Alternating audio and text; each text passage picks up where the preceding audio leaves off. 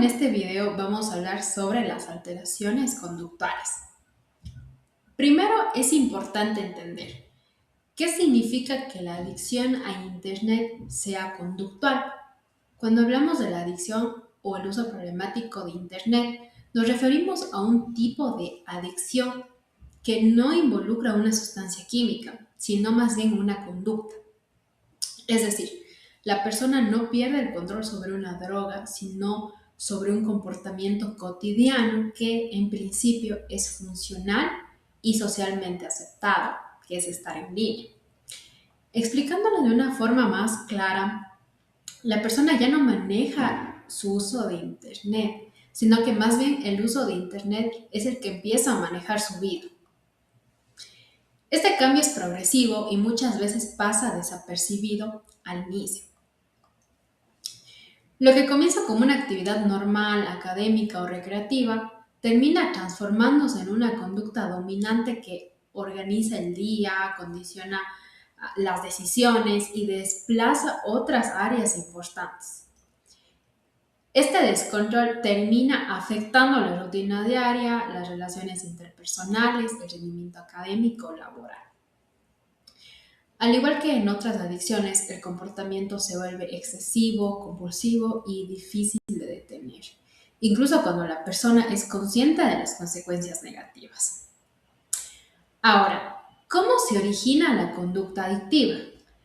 Las adicciones conductuales se explican a través de componentes centrales que permiten identificar cuándo una conducta deja de ser saludable y se convierte en un problema clínico.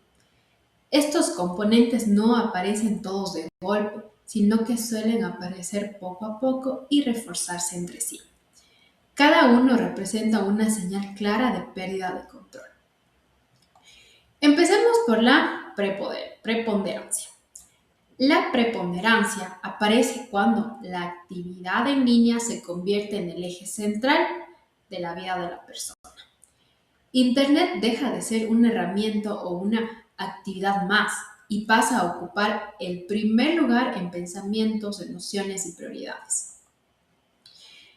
La persona piensa constantemente en Internet, incluso cuando no lo está usando. Anticipa cuándo se va a conectar, recuerda lo que hizo en línea o planea la próxima sesión. Como resultado, otras áreas importantes comienzan a perder relevancia.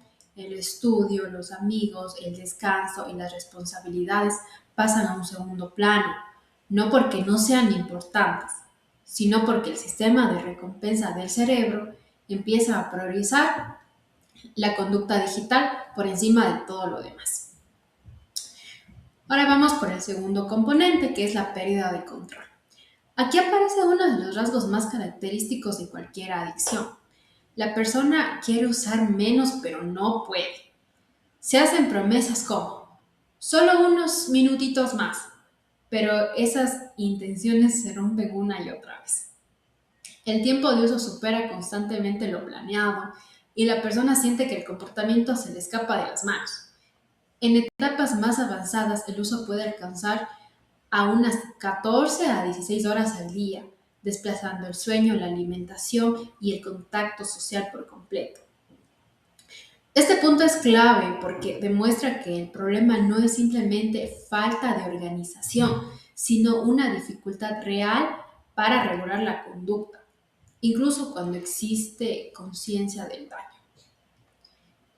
El otro componente que tenemos es la tolerancia. Con el tiempo aparece la tolerancia, que es un fenómeno conocido por otras adicciones, ya a sustancias como tal. Aquí el cerebro se acostumbra al estímulo digital y necesita cada vez más tiempo o mayor intensidad para obtener la misma sensación de satisfacción, alivio o distracción.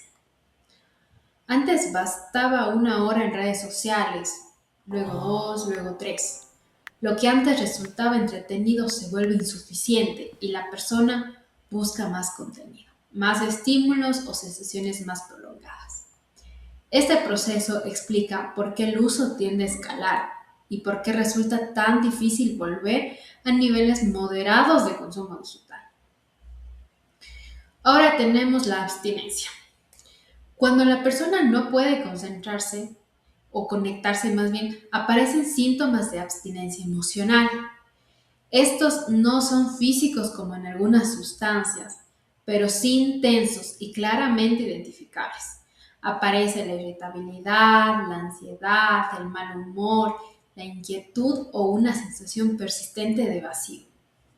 En algunos casos, la falta de acceso a Internet ha desencadenado reacciones desproporcionadas, discusiones intensas o incluso conductas agresivas. Esto ocurre porque el cerebro se ha acostumbrado a regular emociones a través del estímulo digital y cuando este desaparece, no cuenta con recursos internos suficientes para manejar el malestar. Ahora tenemos el conflicto, el componente de conflicto. Este refleja el impacto directo de la adicción en la vida diaria. La persona continúa usando el Internet aún sabiendo que le está haciendo daño. Aparecen peleas familiares, problemas de pareja, bajo rendimiento académico laboral y un deterioro progresivo de las relaciones. Además del conflicto externo, existe un fuerte conflicto interno. La persona se siente dividida entre lo que debería ser y lo que termina siendo. Esta contradicción genera culpa, frustración y malestar emocional, que muchas veces refuerza aún más el uso de Internet como una vía de escape. Y finalmente tenemos el último componente. Incluso cuando la persona intenta reducir o abandonar el uso excesivo, aparece la recaída. Se regresan los mismos patrones extremos después de periodos de control aparente. Esto confirma que no se trata de falta de voluntad o de desinterés, sino de un ciclo adictivo real, sostenido por mecanismos psicológicos y neurobiológicos. La recaída es una característica central de las adicciones conductuales y muestra que el problema requiere comprensión, prevención e intervención, no juicios ni culpabilización.